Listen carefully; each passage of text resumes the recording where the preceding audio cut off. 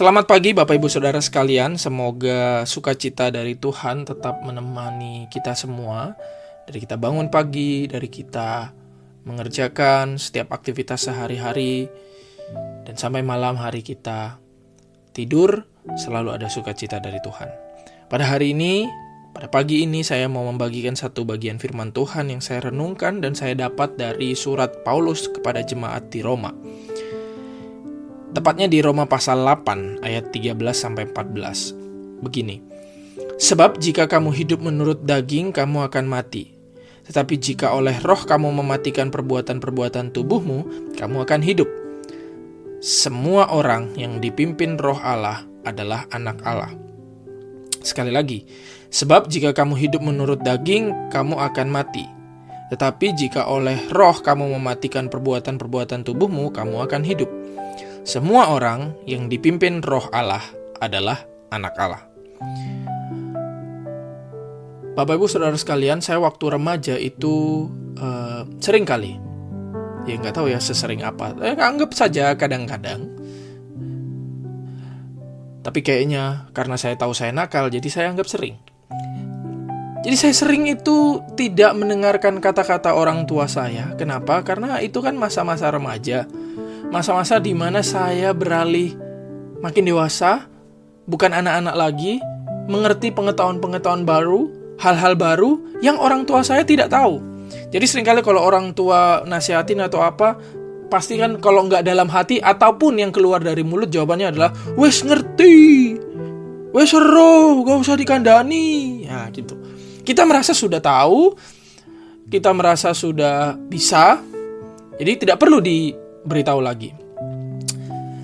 Nah, tapi di dalam kehidupan sehari-hari, terlepas dari itu adalah fenomena anak usia remaja, pernahkah kita mengalami masa-masa yang sama atau sikap-sikap yang sama ketika kita menemukan teguran-teguran baru atau didikan-didikan baru atau pelajaran baru yang kita dapat? Sebenarnya pelajaran-pelajaran baru, didikan baru atau teguran itu bisa jadi datangnya dari Tuhan, cuman lewat orang lain, lewat orang yang mengkritik, lewat orang yang mengkomentari, lewat orang yang memberikan nasihat dengan kasih, lewat orang yang menunjukkan teladan, tapi kadang-kadang kita dalam hati, lapus ya wong iku. Kita dalam hati tidak mau mendengarkan, tidak mau melihat lebih dalam apa ya yang dilakukan orang itu. Apa yang saya bisa pelajari dari dia? Kita tidak melakukan itu. Kenapa kita tidak melakukan itu semua?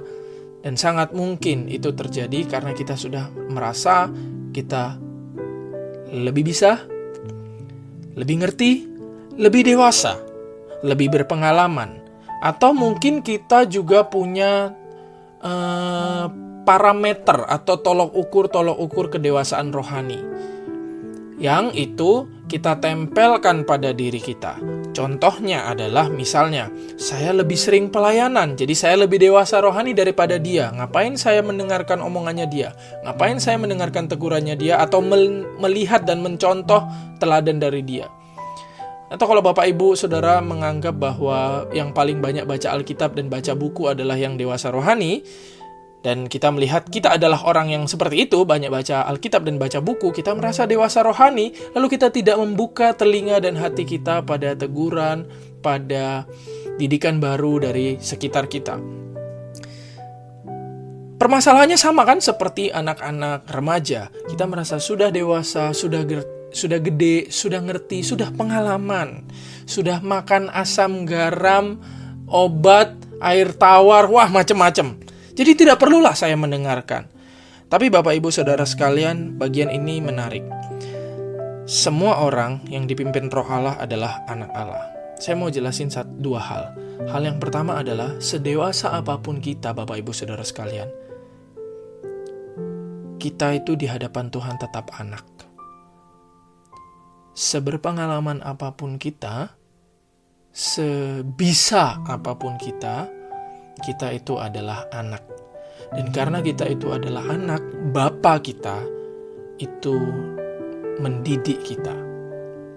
Dan hal yang kedua yang saya dapat dari bagian ini adalah tanda atau ciri-ciri anak Allah adalah ketika hidup dipimpin roh Allah. Dan pertanyaannya, ketika kita merasa lebih bisa, lebih berpengalaman, lebih dewasa rohani daripada orang lain, dan kita tidak mendengarkan teguran dari orang lain, kita merasa lebih bisa, lebih hebat, dan mungkin saja mari kita teliti hati kita, jangan-jangan pada titik itu kita tidak sedang mendengarkan roh Allah, tidak dipimpin roh Allah, tapi mendengarkan ego kita sendiri. Karena kita merasa sudah cukup hebat, cukup bisa, dan memang layak didengar. Dan buat apa seharusnya kita mendengar? Sekali lagi, dua hal. Yang pertama, kita itu apapun kemampuan kita, kapasitas kita semakin besar, kita merasa sudah dewasa, di mata Tuhan kita itu tetap anak. Dan karena anak, Tuhan akan mendidik. Melalui banyak hal tentunya mendidiknya. Dan tanda dari anak Allah adalah kita hidup dipimpin roh Allah. Maka dari itu ketika kita menemui hal-hal baru, Bapak Ibu Saudara sekalian, saya juga terus belajar untuk membuka hati pada pimpinan roh Allah. Karena pimpinan roh Allah itulah yang akan memproses kita semakin dewasa. Dan ketika kita semakin taat pada pimpinan roh Allah, itu adalah tanda kita punya kedewasaan rohani yang sesungguhnya. Karena itu selamat menikmati didikan-didikan baru, selamat menikmati pembelajaran baru dari Tuhan. Tuhan pasti akan menyertai kita semua. Mari kita berdoa. Bapa, seringkali kami gagal untuk mendengar suara Tuhan dari sekitar kami. Karena seringkali kami melihat diri kami lebih hebat daripada sekitar kami, lebih besar daripada orang yang datang menasihati kami, lebih berpengalaman, lebih dewasa rohani, lebih rajin pelayanan, atau apapun itu. Di saat itu kami menyadari kami seringkali justru meninggikan diri kami, membiarkan ego kami menutup telinga sehingga kami tidak belajar. Bapak, kami belajar, ingin terus dipimpin oleh roh Allah. Biarlah kami dibentuk seturut dengan apa yang Tuhan mau kerjakan dalam hidup kami. Dan demikian kami semakin punya kedewasaan rohani, perlahan demi perlahan, dan kami menunjukkan bahwa kami adalah anak-anak Allah yang sesungguhnya. Inilah doa kami. Pimpin kami, pegang tangan kami. Demi nama anak-Mu Yesus Kristus kami berdoa dan bersyukur.